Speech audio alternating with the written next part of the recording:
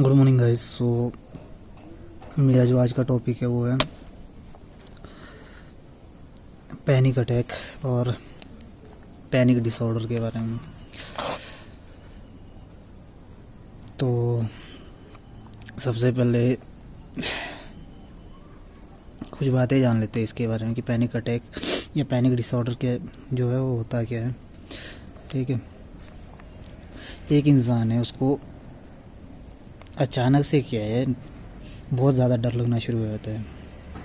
इतना ज़्यादा डर कि वो उसके जो फिज़िकल रिएक्शन पे दिखना शुरू हो जाता है। मतलब अचानक से कोई रीज़न नहीं है, कोई भी इंसान है उसको अचानक से ऐसा लगता है कि उसकी धड़कनें तेज़ हो रही है। ठीक है, उसको हार्ट अटैक आने वाला है, उसको ऐसा महसूस होता है कि वो मरने वाला है, ऐसा लगता है कि वो अपना कंट्रोल खो रहा है। ठीक है, तो या फिर ऐसा होता है कि कोई इंसान है बैठा हुआ है, अचानक से बैठा है, लेटा है या फिर कुछ कर रहा है तो उसको अचानक से चेस्ट पेन होना शुरू हो जाता है, सर में दर्द होना शुरू हो जाता है। तो इस तरह का जो रिएक्शन होता है, इस तरह के जो डर होता है, डर से जो रिएक्शन प्रोड्यूस होता है तो हम उसको पैनिक अटैक बोलते हैं। नॉर्मली क्या होता है, एक इंसान को 2 या 3 अटैक आते हैं अपनी पूरी ज़िंदगी में, लेकिन अगर किसी इंसान को ये अटैक कंटिन्यूसली आ रहे हैं तो जो पैनिक अटैक है वो पैनिक डिसऑर्डर में चेंज हो जाता है। ठीक है, तो सबसे पहले इसके सिम्टम जान लेते हैं कि इसके सिम्टम्स क्या है, लक्षण क्या क्या है। अचानक से ऐसा फील होना कि डर लगना शुरू हो जाना किसी भी बात पे, मतलब वहाँ पे एक्चुअल में है नहीं, लेकिन दिमाग में जो बातें चल रही, दिमाग में जो थॉट्स चल रहे वो इतना ज़्यादा डर पैदा कर रहे हैं कि आपकी जो है वो डर आपकी बॉडी में दिख रहा है, वो आपकी बॉडी के रिएक्शन में दिख रहा है। ठीक है, आपका हार्ट रेट बहुत ज़्यादा तेज़ हो गया, हार्ट जो बीट्स है वो बहुत ज़्यादा तेज़ हो गई। ठीक है, आपको चेस्ट पेन हो गया, बहुत ज़्यादा चेस्ट पेन होना शुरू हो गया। बहुत ज़्यादा नॉर्मल थे, थोड़ी देर पहले आप नॉर्मल थे, अचानक से जब आपके दिमाग में वो डर के थॉट डर की जो बातें हैं वो बढ़नी शुरू हो गई तो आपको पसीना आने लग गया। आपकी जो ब्रेथ, आपकी जो सांस लेने की टेक्निक है, सांस लेने का जो प्रोसीजर है वो बहुत तेज़ हो गया या फिर बहुत छोटा हो गया, बहुत छोटी छोटी सांसें ले रहे हो आप। ठीक है, आपको अचानक से हेडेक होने लग गया, आपको अचानक से ऐसा फील होने लग गया, आपको महसूस होने लग गया कि आपके साथ कुछ बहुत बड़ा होने वाला है, जैसे आप मरने वाले हो या फिर आपको हार्ट अटैक आने वाला है। ठीक है, तो ये इसके लक्षण हैं। अब बात करते हैं ऐसे कॉजेज़ की, जिन कॉजेज़ की वजह से, ऐसे क्या कारण है जिसकी वजह से जो है पैनिक अटैक आता है या फिर पैनिक डिसऑर्डर, इंसान जो है पैनिक डिसऑर्डर का शिकार होता है। पहला है जेनेटिक। अगर आपके फैमिली मेम्बर में, मैंने अपने हर वीडियो में जब भी मैंने किसी मेंटल इलनेस की बात की है तो मैंने हमेशा एक ही बात की है कि अगर आपके दादा दादी ने या फिर माता पिता ने जो है पहले किसी मेंटल इलनेस की मेडिसिन ली है, कोई साइकेट्रिक ड्रग लिया है, तो वो जेनेटिकली जो है आपके जीन्स के थ्रू आपके अंदर आपको फेस करना पड़ सकता है। तो किसी भी मेंटल इलनेस का जो पहला फैक्टर काम करता है वो जेनेटिकली करता है।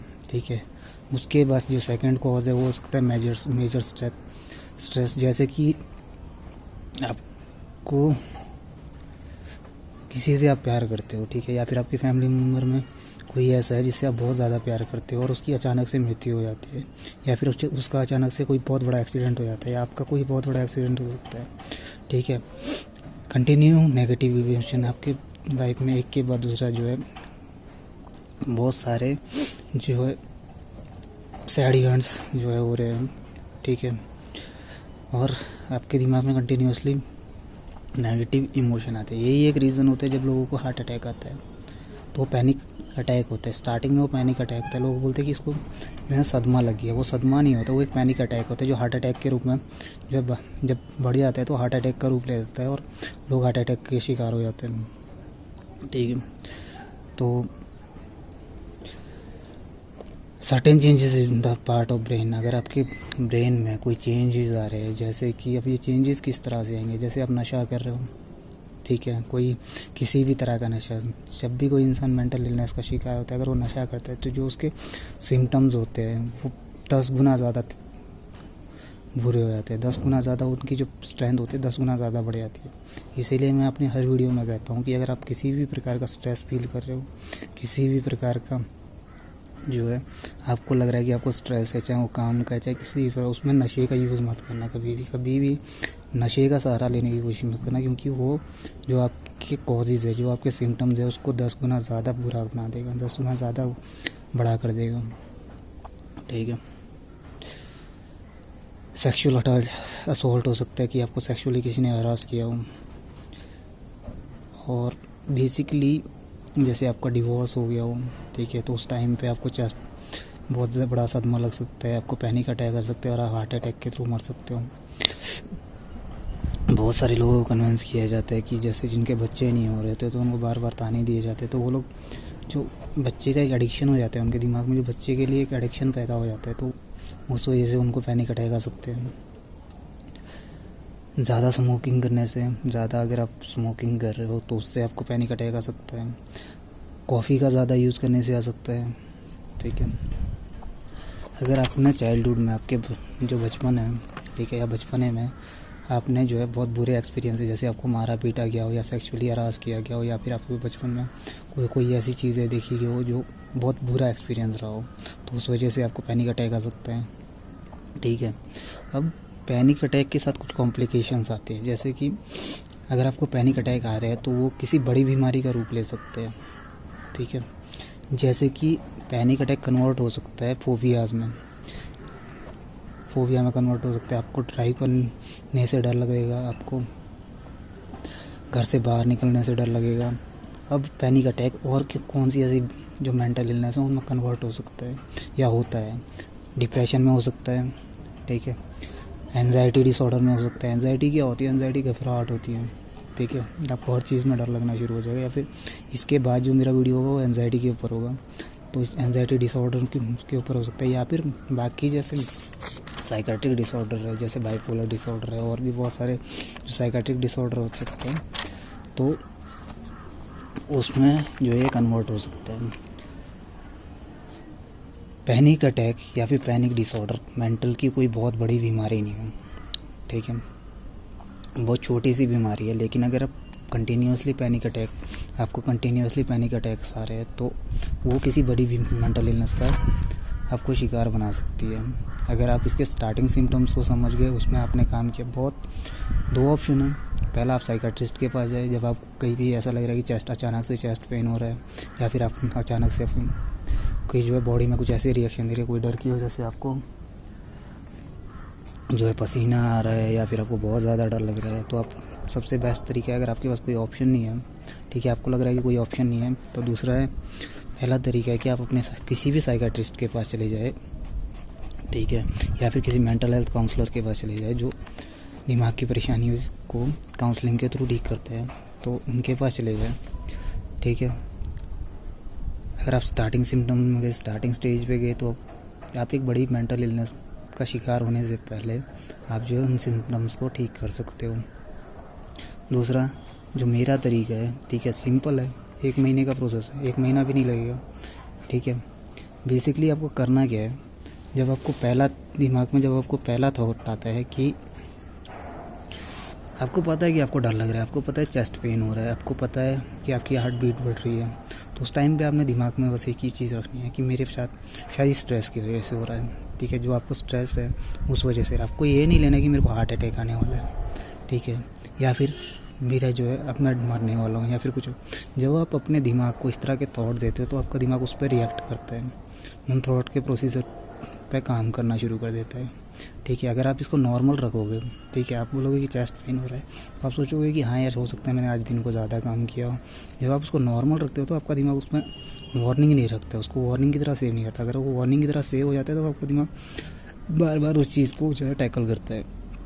ठीक है। दूसरा, मान लेते हैं आप जो है कंटिन्यूसली आपको अटैक आने शुरू हो गए, पैनिक अटैक आने शुरू हो गए, तो आपको करना क्या है, जब आपको पहला थॉट आता है, ठीक है, उसी टाइम पे अपनी नाक को बंद करना है और अपनी सांस को रोकना है, और वहाँ पे काउंटिंग शुरू करनी है। काउंटिंग तब तक करनी है जब तक आपको एक्सेस नहीं होता, जब तक आप पूरी तरह से सांस छोड़ने के लिए मजबूर नहीं होते हो। जैसे ही आप मजबूर होते हो तो सांस को छोड़ना है, पूरा लंबा छोड़ना है, वहाँ पे वेट करना है, फिर लंबी सांस अंदर लेनी है और वहाँ पे होल्ड करना है, ठीक है, 1-2 सेकंड के लिए, फिर छोड़ना है। जो ये एक टेक्निक है, ये किसी भी मेंटल इलनेस में, जिस तरह के जो अस्थमा पेशेंट के लिए एक पंप जो काम करता है, जो एयर पंप उसको दिया जाता है, ठीक है, अपने साथ रखने के लिए, ये मेंटल इलनेस के लिए उसी तरह का काम करता है कि आप अपनी सांसों को रोक दो। क्योंकि जैसे ही आप अपनी सांसें रोकते हो, आपका दिमाग का जो थॉट का प्रोसेस है वो चेंज हो जाता है, ठीक है, आपके दिमाग का जो सोचने का प्रोसेस है वो चेंज हो जाता है,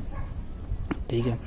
तो इनटेक जैसे भी अगर आपको कंटिन्यूसली पैनिक अटैक आ रहे हैं या फिर कंटिन्यूसली आपको लग रहा है कि यहाँ भी किसी डर की वजह से आपकी बॉडी में रिएक्शन आ रहा है, ठीक है, तो आपको कुछ ही नहीं करना है, आपको बस अपनी सांसों को रोकना है। जब भी पहले थॉट आ रहा है, पहली बात आपके दिमाग में आ रही है कि अब आपको डर लग रहा है, ठीक है, तो अपनी सांस को रोकना है, तब तक रोकना है जब तक कि वो एक्सेस नहीं होता, जब तक आप मजबूर नहीं होते कि सांस छोड़ना ही छोड़ना है, ठीक है। जब आप करोगे तो आप देखोगे कि जो बातें आप कर रही थी वो दिमाग से कहीं साइड हो चुकी है, दिमाग ने उन बातों को निगलेक्ट कर दिया है, ठीक है। कंटिन्यूसली जब आप इसकी प्रैक्टिस करोगे तो आपका दिमाग उन सारी चीज़ों को अपने फंक्शन से हटा देगा, उन सारी बातों को निगलेक्ट कर देगा, उन सारी बातों को रिप्लेस कर देगा, ठीक है। ये एक टेक्निक है। दूसरी जो टेक्निक है वो है आपको रनिंग करनी है। सुबह उठ के जब भी आप करते हो, जितना आप रनिंग कर सकते हो, 2 किलोमीटर, 3 किलोमीटर, 4 किलोमीटर, 5 किलोमीटर, जितना आप रनिंग कर सकते हो उतना ज़्यादा आप रनिंग करो, ठीक है, क्योंकि उससे आपके बॉडी के फंक्शन ठीक होंगे, ठीक है। आपका जो ब्रीथिंग है, जो आप सांस लेने की टेक्निक है, उसमें सुधार वो होगा। आपके अगर आप हार्ट के पेशेंट हो या फिर हार्ट की प्रॉब्लम्स है तो उन प्रॉब्लम से बाहर आने में ये आपको हेल्प करेगी, ठीक है। तो या तो आप साइकियाट्रिस्ट के पास चले जाओ, 2 ऑप्शन है, या तो आप साइकियाट्रिस्ट के पास चले जाओ और अपना मेडिकल ट्रीटमेंट शुरू करो, पर वहाँ पे आपको एक प्रॉब्लम का फेस करना पड़ेगा, तो आपको साइकियाट्रिक जो ड्रग्स लेने पड़ेंगे। साइकियाट्रिक ड्रग्स हमेशा ह्यूमन बॉडी को अफेक्ट करते हैं, क्योंकि वो आपके दिमाग के प्रोसेसर को स्लो करते हैं, आपके दिमाग के जो प्रोसीजर है उसके साथ साथ आपकी बॉडी के प्रोसीजर को भी स्लो कर देते हैं, ठीक है। तभी आपने अगर साइकियाट्रिक पेशेंट को देखा हो जो मेडिसिन ले रहा हो, उसका जो बॉडी का जो मूवमेंट्स है वो बहुत नॉर्मल इंसान से बहुत लो होते हैं, ठीक है। तो यही एक रीज़न होता है। अगर आप साइकियाट्रिक ड्रग लेना चाहते हो तो सबसे पहली बात तो ट्रीटमेंट करवाओ, क्योंकि ट्रीटमेंट अगर नहीं करवाओगे तो आप डिप्रेशन में जा सकते हो, आपको हार्ट अटैक आ सकता है, आप डिप्रेशन में जाके सुसाइड कमिट कर सकते हो, या फिर किसी बहुत बड़ी बीमारी का शिकार होकर, जो मेंटल इलनेस है उसका शिकार होकर के, ठीक है, कुछ ऐसा कर सकते हो अपने साथ या फिर अपने साथ जुड़े हुए लोगों के साथ, ठीक है, उनको नुकसान पहुंचा सकते हो। तो सबसे पहले इसका ट्रीटमेंट करवाओ। ट्रीटमेंट चाहे साइकियाट्रिक बेस्ड हो या फिर दूसरा है नेचुरल जो ट्रीटमेंट है उस पर काम करना शुरू कर दो। नेचुरल ट्रीटमेंट में आपको 1 महीना काम करना पड़ता है, ठीक है, लेकिन अगर आप साइकियाट्रिक ड्रग लेते हो तो वहाँ पे आपको बॉडी और माइंड दोनों पे काम करना पड़ता है, ठीक है। बहुत छोटी बीमारी है, ठीक है, एटलीस्ट अगर जो डिप्रेशन या फिर बाकी मेंटल इलनेस के शिकार होते हैं, बाकी डिसऑर्डर के शिकार होते हैं, उससे ये बीमारी बहुत छोटी है, लेकिन ये छोटी सी बीमारी बहुत बड़ा इफ़ेक्ट क्रिएट करती है आपकी लाइफ में। तो आई होप कि मेरा ये वीडियो किसी के काम आएगा।